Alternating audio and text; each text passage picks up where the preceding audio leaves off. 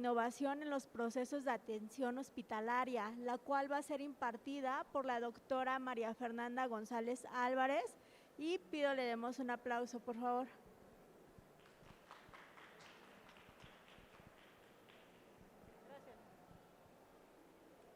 Gracias a todos.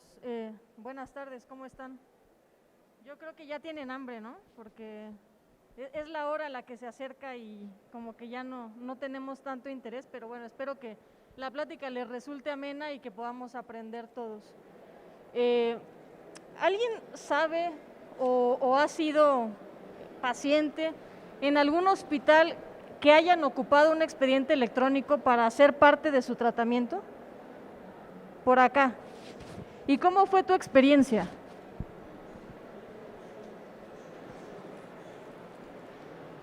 El sistema es muy complejo. Buenas tardes. Fue en el Hospital Central Militar donde ya lo manejan y en ese entonces apenas estaba introduciendo el sistema operativo al hospital. Okay. Es muy complejo. Enfermería apenas como que tiene el conocimiento de qué es lo que tiene que hacer.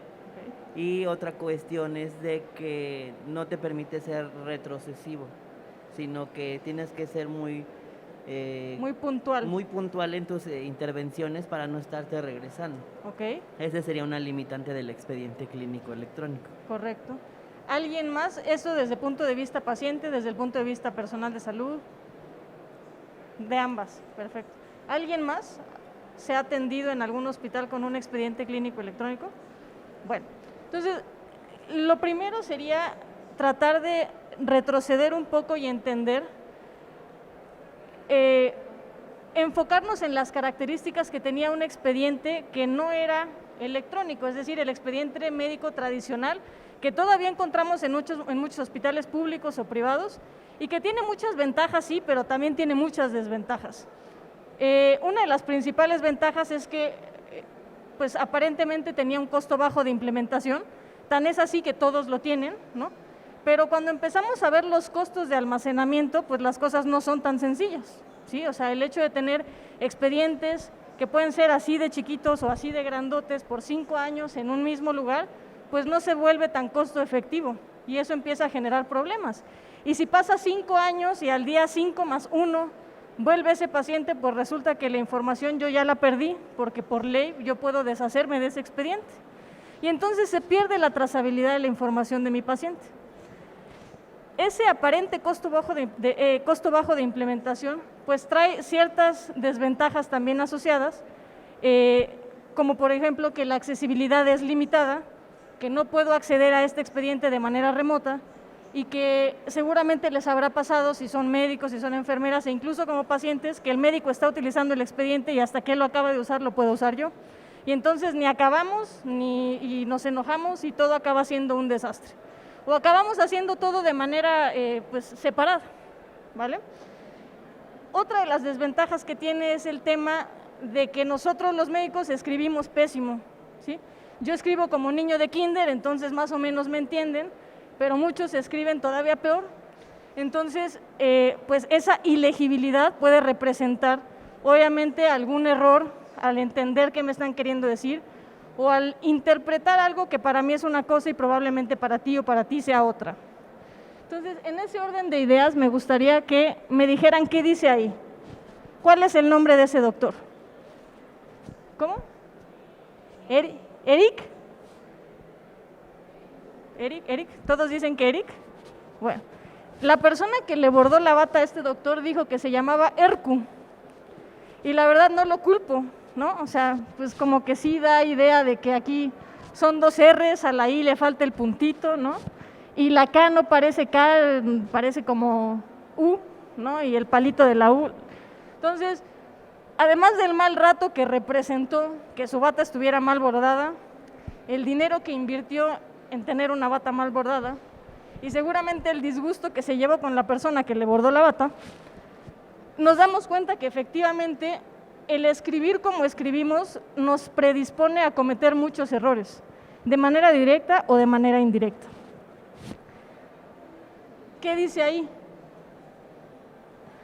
Bueno, para mí es muy claro que dice paracetamol, ¿no?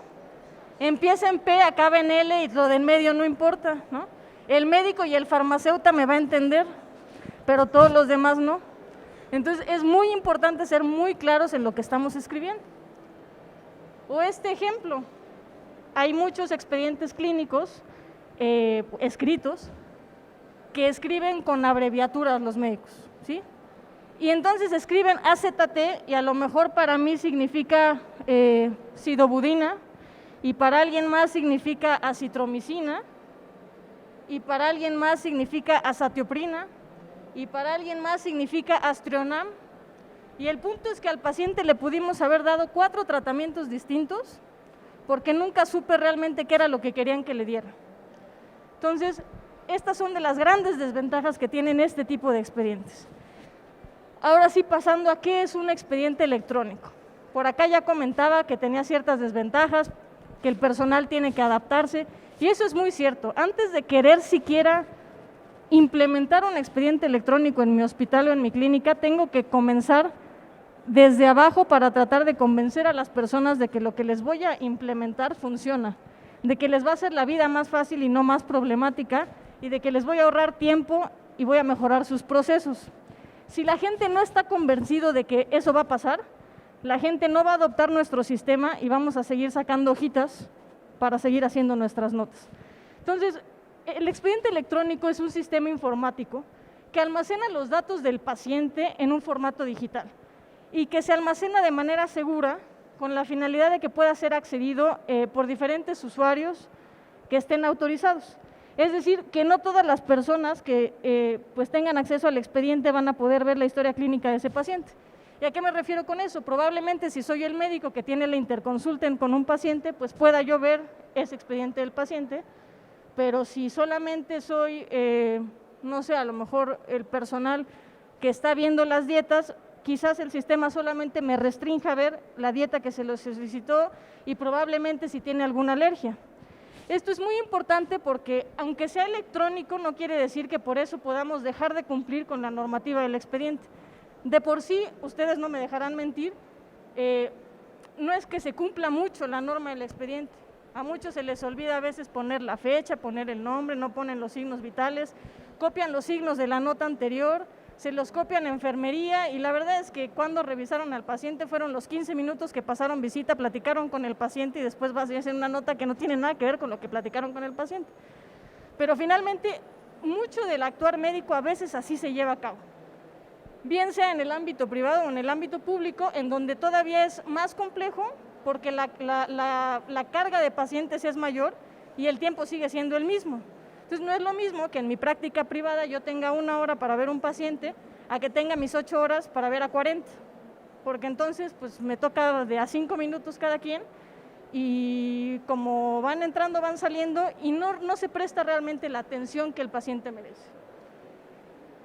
¿A qué me refiero con que aunque sea electrónico no debe dejar de cumplir con las normas? A que finalmente seguimos teniendo normas que rigen ese quehacer médico, ¿sí? Que es ese acto médico. Por un lado, la norma 004, que es la norma del expediente clínico, pero por otro, la norma 024, que nos habla justamente de estos registros informáticos en salud y cómo es que estos deben de ser compartidos.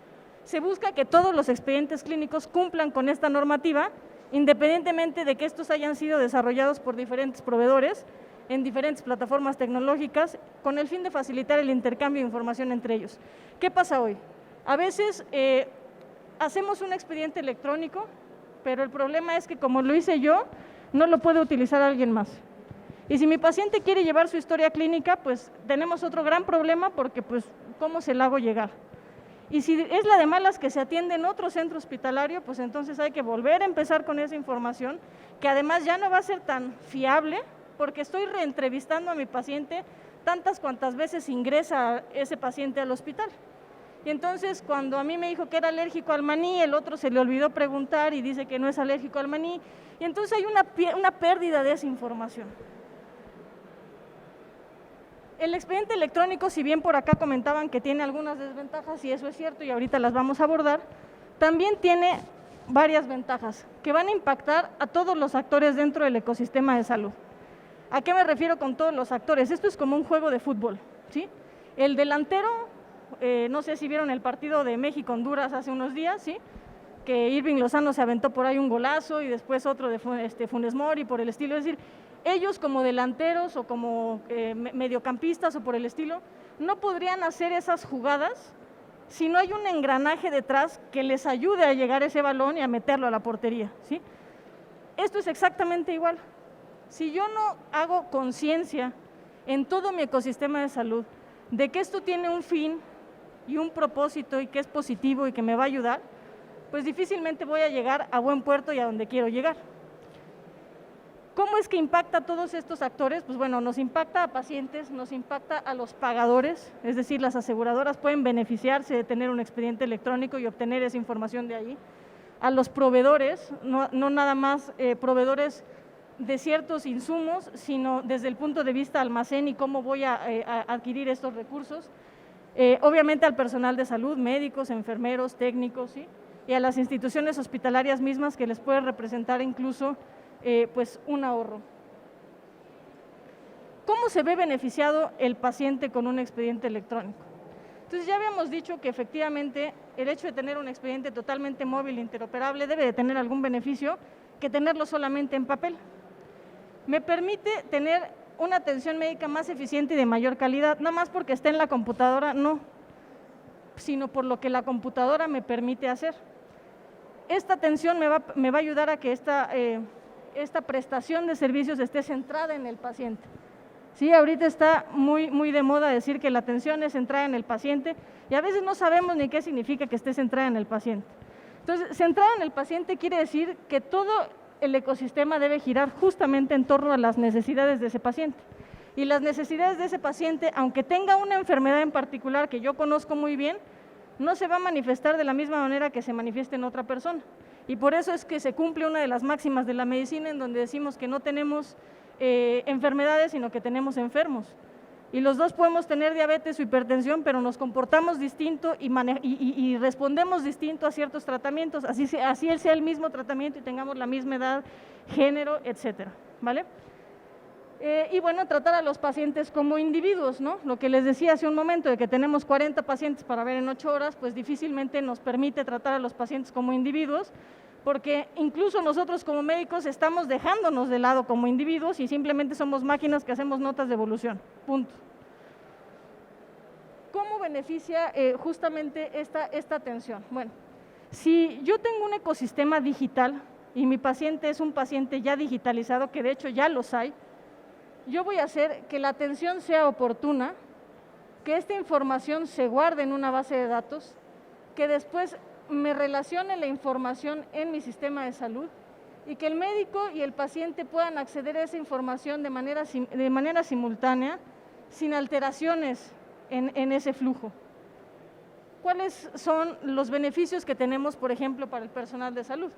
Que efectivamente es inmediato. Si yo estoy en el hospital, no tengo que esperarme a salir de la habitación del paciente y llegar a una estación de enfermería para hacer mi nota.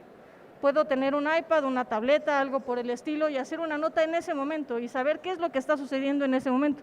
Puedo incluso, si tengo la facilidad, dictar la nota.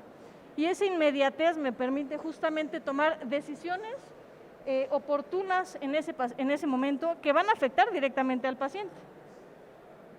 Nos permite además dar un lenguaje estandarizado. Lo que comentábamos ahorita de las abreviaturas es real, o sea, ¿cuántas veces no han visto que ponen diagnósticos de posoperado de apendicectomía y ese no es un diagnóstico? Se llevó a cabo un procedimiento que es la apendicectomía y el paciente cursó con una enfermedad que es la apendicitis, pero no podemos mezclar peras con manzanas y creer que así se debe de llevar a cabo, porque obviamente los de archivo clínico después nos aborrecen porque pues, lo que estamos colocando no es un diagnóstico correcto. Entonces vamos a tratar de estandarizar este lenguaje y de entendernos con lo que ya existe. Esto nos ayuda también a tener mejores prácticas prescriptivas. ¿A qué me refiero con esto? Los expedientes clínicos electrónicos pueden tener embebidos sistemas de apoyo a la decisión clínica, como pueden ser, no sé, Vidal-Bademecum o Micromedex, en donde al yo meter cierta información sobre un medicamento, puede hacerme una correlación y darme una alerta sobre si el paciente puede o no tomar ese medicamento, si hay alguna alergia de la que deba de estar yo pendiente. Tampoco se trata de fatigar al médico de alertas con 70 alertas, porque pues efectivamente nunca prescribiríamos nada porque viviríamos con el miedo de prescribir, pero al final se trata de orientarnos hacia la mejor práctica. Vamos a poder disminuir de alguna manera los eventos adversos. ¿Por qué? Porque vamos a evitar la duplicidad de los actos médicos. En papel a veces pasa que en lo que yo escribo una cosa y solicito X, Y, Z, llego con otro y pide lo mismo y le agrega lo que él quiere, y entonces al paciente se le puede picar 70 veces porque se pidieron 70 veces ese mismo estudio. O pasa más en el ámbito privado, en donde voy con mi neurólogo y me pide una biometría hemática, y cuando voy con el cardiólogo con mi biometría hemática de hace un mes me dice, no, sí, pero tómatela otra vez y te la tomas aquí. O sea, si se supone que la información está estandarizada, ¿como por qué no te va a servir ese estudio que me acabo yo de tomar? En la institución hospitalaria, obviamente, esto también tiene ciertos beneficios. Por un lado, la facilidad de la obtención de datos, no nada más por lo que nos pide el INEGI, que son bastantes cifras, ¿no?, incluyendo morbilidad, mortalidad hospitalaria, recursos humanos, recursos materiales, todo lo que utilizamos dentro de un hospital, sino que además es una herramienta que va a potencializar la investigación clínica. ¿Por qué? Porque puedo acceder más rápido y más fácilmente a la información. Hoy en día toca ir a echarse un clavado a archivo clínico en un lugar donde hay cantidad de expedientes para tratar de buscar los 20 que cumplen con los criterios que tienes en mente para poder hacer tu tesis de especialidad, ¿no?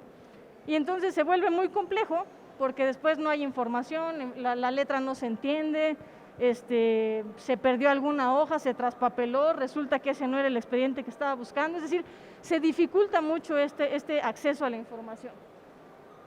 Va a haber obviamente eficiencia de servicios hospitalarios, y esto nos va a llevar de manera consecuente a servicios más seguros, mejor coordinados y más oportunos.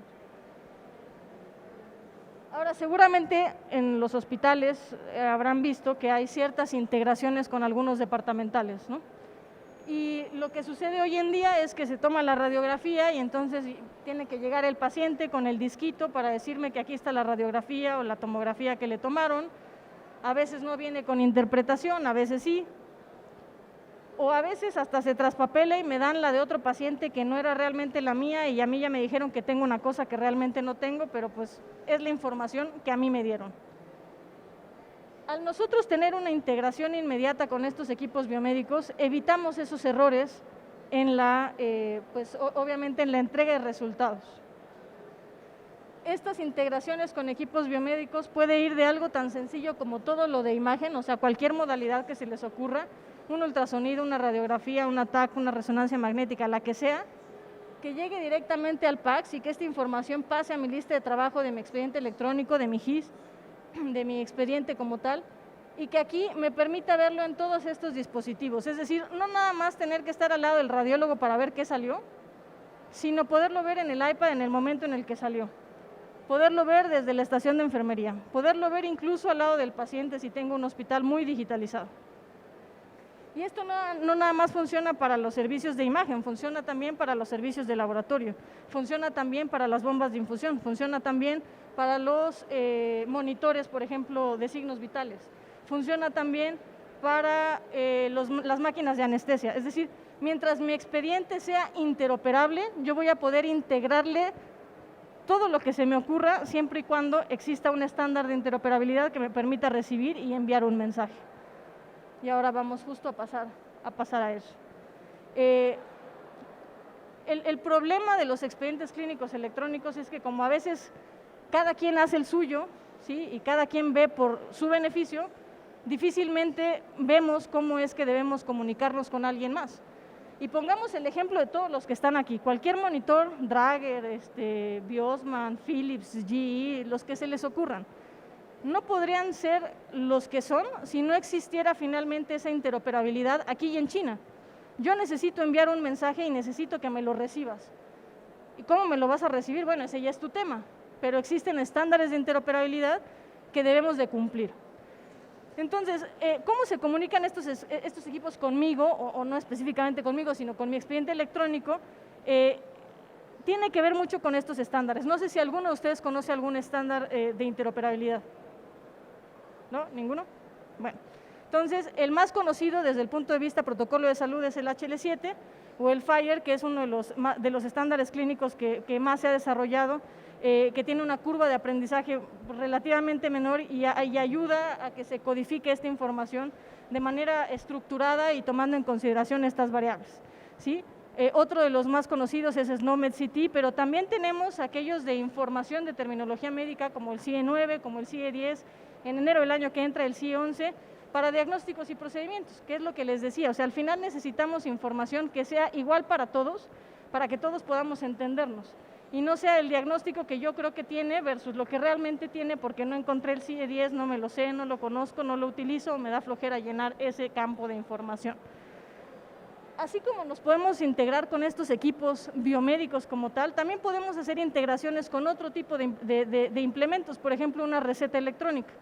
Una receta electrónica es una modalidad de prescripción totalmente digital que echa mano de un recurso electrónico para decir, obviamente implica el software y lo que yo quiero es hacer exactamente lo que hago a mano, ¿no? Acitromicina, 500 miligramos, una cada 24 horas por 3 días. Bueno, eso mismo lo puedo hacer yo desde lo digital. Me voy a evitar el tema de la ilegibilidad, me voy a evitar el tema de que esté yo prescribiendo una burrada porque no me acuerdo de la dosis. ¿Por qué? Porque estos sistemas están alimentados por detrás que me pueden decir las presentaciones del medicamento, si lo tengo o no, si es de catálogo o no, si es de patente o no. Es decir, me van a ayudar a disminuir esos errores que normalmente pueden surgir pues dentro de la prescripción. Ahora, dentro de este expediente electrónico hay un apartado muy interesante que es justamente el relacionado con el portal de paciente. ¿Alguno de ustedes ha tenido contacto con un portal de paciente? ¿Sabe qué es? ¿No? ¿Nadie? Bueno.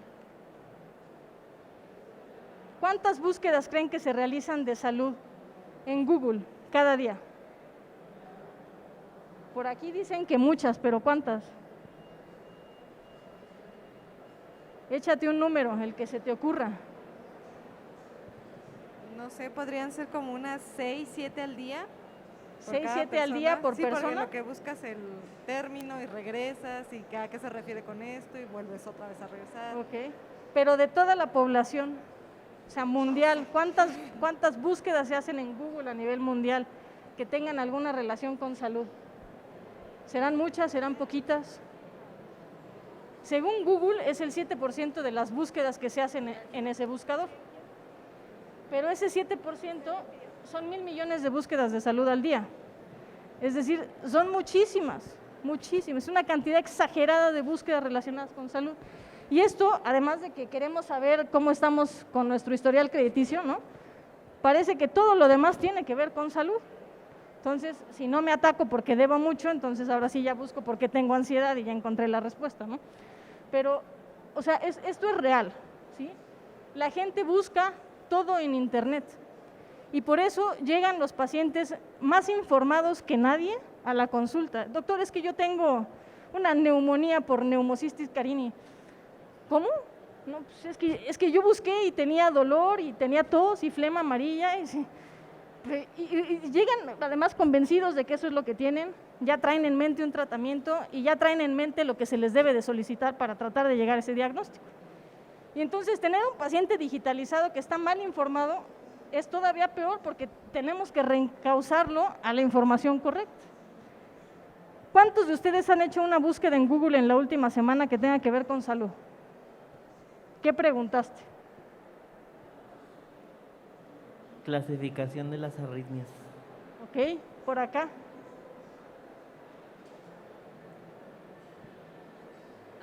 Signos y síntomas del SOP. ¿De qué? Signos y síntomas del SOP. Ok. ¿Alguien más preguntó algo? ¿No? ¿Y lo buscaste como SOP o como el nombre completo? Con el nombre completo, muy bien. Entonces, realmente, o sea, lo que tiene Google es que es un gran categorizador de información. Difícilmente vamos a no encontrar algo en Google. El problema es que probablemente la información en la que yo estoy cayendo como paciente no es la correcta, o a lo mejor no es que no sea la correcta, sino que no está cumpliendo las necesidades que necesito como paciente. No es lo mismo que caigan en el New England Journal of Medicine para leer de COVID, a que caigan a lo mejor en un Medline Plus en donde te dan la sintomatología general y un cuándo visitar a tu médico. pero tampoco es lo mismo que caigan en el blog de una persona que tuvo X condición y que entonces está contando desde su experiencia qué fue lo que tiene, cómo lo cursó y qué le hicieron para mejorarlo. Y entonces ahí empezamos a tener esos desvíos de información. ¿Qué pasa con Dr. Google? Algo que acabas de hacer tú muy bien por decir que buscaste signos y síntomas de una condición en específico, es que acabamos como en el meme, ¿no? Veo muy borroso desde lejos. Alguien dice, pues que yo creo que puede ser miopía. Alguien más, yo creo que puede ser miopía con astigmatismo. ¿Tú qué piensas, doctor Google? Y entonces, el primer resultado de Google es cáncer. Oye, no te pases, ¿no? O sea, se supone o sea, ¿qué es lo más frecuente? Lo más frecuente no va a ser eso, ¿no? O sea, probablemente necesito lentes, probablemente mi graduación ya no es la mejor, a lo mejor estoy embarazada y por eso estoy teniendo alteraciones en la visión, a lo mejor tengo diabetes y tengo cambios en la agudeza visual. O sea, Google no está entendiendo toda esa información detrás, simplemente está haciendo la suma de visión borrosa desde lejos. Y entonces, pues es lo que trae la información y tienes cantidad de os para buscar todo lo que se te ocurra con esos signos y síntomas. ¿Y qué es lo que pasa aquí? Que realmente acabamos muy espantados o a veces más preocupados o más intranquilos de lo intranquilos que ya habíamos llegado con Dr. Google para saber qué es lo que nos pasa. ¿Por qué sucede esto? Porque, ahora pasamos a esa diapositiva, ¿por qué sucede esto? Porque realmente en México tener acceso a un médico de manera sencilla y oportuna es muy difícil, muy difícil. Podemos tener médicos en cada consultorio de esquina de farmacia, ¿no? Podemos tener instituciones de seguridad pública, tenemos muchas instituciones también privadas, pero el problema es que no hay un estándar de esa atención. En México tenemos alrededor de 2.4 médicos por cada 1,000 habitantes. En Latinoamérica este número es un poquito más bajo, 1.9 por cada 1,000, y la OCDE recomienda que tengas al menos 3.5 por cada 1,000. En Alemania creo que andan teniendo por ahí 4.5 médicos por cada 1,000. Es decir, esta cantidad de recursos humanos disponibles para la salud sí afecta a nivel salud pública, porque no es lo mismo, y volvemos al ejemplo de atender 40 pacientes en 8 horas de trabajo. No es humanamente posible, y cuando es humanamente posible, pues no le estamos brindando la atención que tenemos que brindar. Esta diapositiva me gusta mucho porque muestra justamente el tiempo que se tomaron ciertas industrias en llegar a los 50 millones de usuarios. Justamente para tratar de hacer una analogía entre los pacientes digitales que ya tenemos y los que podemos llegar a tener. A las aerolíneas les tocó 64 años llegar a los 50 millones de usuarios. A las computadoras les tomó solamente 14. Y no sé si conocen esta aplicación que se llama Pokémon Go, ¿no? Esos llegaron a los 50 millones de usuarios en menos de un mes, en 19 días. Y por si alguno tiene Pokémon Go, aquí hay varios que se pueden conseguir, ¿no? Entonces, si quieren salir y atrapar a alguno, lo pueden hacer, ¿no? Pero la realidad es que tenemos ya pacientes muy digitales, tenemos pacientes que están produciendo datos, que son dueños de esa información, y el problema es que esa información que ese paciente tiene se está produciendo por fuera del sistema de salud. Y es importante, o sea, porque es información que en principio no tendría sesgos. ¿Qué pasa con la adopción tecnológica? Normalmente vamos muy de la mano con la adopción tecnológica cuando la dificultad pues no es tan grande, ¿no? A lo mejor utilizar WhatsApp, a mi abuelita le tomó 1 hora agarrarle la onda, pero después es la primera que me manda su piolín con el buenos días, ¿sí? Es decir, después de decirle cómo es que lo tiene que usar y para qué le sirve, es la persona que más lo utiliza y que se ha adaptado muy bien a esa tecnología. Entonces, cuando menos compleja es, vamos a la par de ese desarrollo. Cuando la tecnología empieza a hacerse muy, muy compleja, la adopción empieza a hacerse más difícil. Y entonces nos empezamos a quedar debajo de la curva, ¿sí? Empezamos a tomar más tiempo en tener esa curva de aprendizaje que nos lleve realmente al conocimiento de ese desarrollo tecnológico. Cuando llegó la pandemia hubo un bump, ¿sí?, que hizo que todos utilizáramos la tecnología, pues porque no nos quedaba de otra, ¿no? O sea, la idea era quédense en casa, no salgan, empezamos a trabajar desde casa, cerraron los bancos, cerraron escuelas y entonces, ¿qué tuvimos que empezar a hacer? Escuela desde casa, pagos del banco desde casa, hipotecas, te doy 6 meses y me la pagas desde casa. Compras, necesito el súper, que mis papás no salgan porque son obesos, diabéticos, hipertensos, lo mismo, todo es desde casa. Y entonces empezamos a ir más de la mano con ese desarrollo tecnológico, tratando de alcanzar y tratando de entender estos desarrollos. ¿Qué pasa en un portal del paciente? Es exactamente lo mismo. Un portal del paciente es finalmente una herramienta tecnológica que está disponible vía web, vía una aplicación, que nos va a ayudar a tener una comunicación directa 24/7 con nuestro profesional de la salud asignado en ese momento, ¿sí? Que no necesariamente tiene que ser un médico, puede ser una enfermera, puede ser un terapeuta, puede ser un técnico respiratorio, o sea, pueden ser muchos de estos actores del ecosistema de la salud. Van a permitir encontrar en un único lugar el agendamiento de citas. En lugar de estar hablando a ver si hay citas, yo veo cuáles son los slots disponibles para el médico que quiero ver y si se ajusta con mi calendario y con mis tiempos, yo tomo esa cita. Resurtimiento de prescripciones, ¿no? No sé si se acuerdan que al inicio de la pandemia muchas de las instituciones públicas empezaron a dar estas recetas por 3 meses para tratar de evitar que la gente tuviera que estar yendo y yendo y yendo. Entonces yo puedo decir, oye, estoy porque se me va a acabar mi metformina, ¿me puedes ayudar a resurtirla? Y entonces tener ese resurtimiento, tener ese recordatorio de consumo, tener resultados de laboratorio y no tener que esperar a ir a recogerlos para ver cómo salieron, sino que los suban y así como están subidos y los veo yo paciente, los pueda ver mi médico. Y en ese momento tener una comunicación directa con el médico para saber cuáles van a ser esos siguientes pasos. Comunicación directa con profesionales de la salud. Y bueno, esto es la parte que nos atacaba, ¿no? En la búsqueda de Google, los estados de cuenta y las facturas, pero bueno, finalmente tener todo concentrado en un solo lugar va justamente a ayudar a que estos pacientes digitales realmente tengan el conocimiento de lo que tienen y no sean pacientes buscando recobrar su salud, sino que sean personas buscando siempre mantenerla, ¿vale?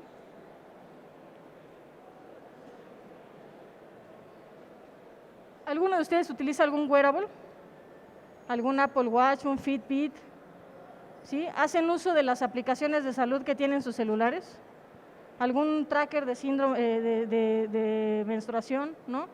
De ovulación o por el estilo? O sea, la realidad es que las aplicaciones ahí están. El tema es sensibilizar a las personas para que realmente puedan utilizarlas, ¿sí? Si nosotros sensibilizamos a la población de que tienen un tracker menstrual, o sea, probablemente eso, asociado a muchísimas otras políticas públicas de salud, podríamos evitar no ser el número 1 de embarazo adolescente. Porque podríamos partir desde que la mujer conozca su ciclo menstrual y cuáles son sus periodos o sus ventanas fértiles para evitar tener relaciones en ese momento. O sea, hoy en día las mujeres van más al médico por el miedo a una infección de transmisión sexual que por saber cómo pueden protegerse de un embarazo. Que de todo lo que puede pasar en una relación sexual, pues, lo mejor sería un embarazo, ¿no? Versus una clamidia o un VIH, ¿no? Es decir, necesitamos tener a ese paciente informado, pero lo tenemos que tener correctamente informado. Entonces, empezamos a tener pacientes empoderados, ¿no? Un portal de paciente finalmente es esa vía directa con el médico que nos asegura, de manera segura justamente, tener intercambios de información que hoy tenemos fuera de ese sistema de salud. Todo lo que yo reporto en mi aplicación, o sea, habrá médicos que digan, ay, sí, dime tus últimas 3 fechas de menstruación, y habrá que no le interese, pero tú ya tienes esa información. Si logramos que esa información no se quede fuera del sistema de salud, sino que ingrese a través de estos estándares de interoperabilidad, en donde yo pueda hacer del conocimiento de mi médico si hago ejercicio, si no, si tengo mi periodo regular o no, si hago ejercicio o no, hasta dormidos generamos información. Entonces, si nosotros logramos que esta información entre al ecosistema de salud, vamos a tener muchos mejores resultados en salud. Esta aplicación pues es particular de la empresa en donde yo colaboro, se llama Alice, es una aplicación específica para el personal de enfermería que lo que busca es ayudar a esa doble verificación para tratar de evitar los errores en la medicación. Entonces podemos registrar al paciente a través de la lectura de un código QR y tener algunas acciones básicas desde el iPad y desde el iPad querer decir si queremos o no aplicar cierto medicamento y aplicarlo en ese momento. Entonces, esto ayuda obviamente a tratar de hacer las cosas en ese momento y no alejarnos hasta una estación de enfermería para ir y recoger y ir a aplicar, etc. Y lo mismo desde el punto de vista expediente electrónico, pues la firma electrónica, una de las grandes limitantes del expediente era que necesita una firma autógrafa para ser válido. Bueno, hoy en día la norma 024 de la mano de la 151 nos ayuda a abrirnos camino a tener expedientes jurídicamente válidos con una firma electrónica que no nada más es electrónica solita, no es un garabato, ¿no?, sino es una firma electrónica avanzada y todos ustedes, si han hecho alguna declaración en el SAT, conocen su fiel. Entonces, justamente esto nos va a ayudar a que seamos autores legítimos de esa nota, de esa prescripción, y que podamos pues llevar adelante esta idea de tener un expediente electrónico, ¿no? ¿Cómo se integra esto a un expediente electrónico? Pues el usuario elabora un documento clínico, ¿no? El SDK, que es un software de desarrollo, pues recibe los datos biométricos del usuario que hace la petición de firma. Cuando grabas, se realiza la integración con la firma biométrica, cumplimos con esta norma que nos regresa cierta documentación, regresa esta versión certificada y guarda esta versión para consultas posteriores. Y ojo, no importa si pasan 5 años o si pasan 50, esta información yo no la pierdo. La gran ventaja de estos expedientes es que no se pierde la trazabilidad de la información, pero vuelvo a lo mismo, tenemos que convencer a los pacientes de la adaptabilidad y de la adopción y de que esto realmente representa un beneficio para los centros hospitalarios y para nuestra práctica clínica. Y bueno, con eso terminamos la presentación de hoy. Espero que haya sido ilustrador el tema y bueno, yo quedo a sus órdenes.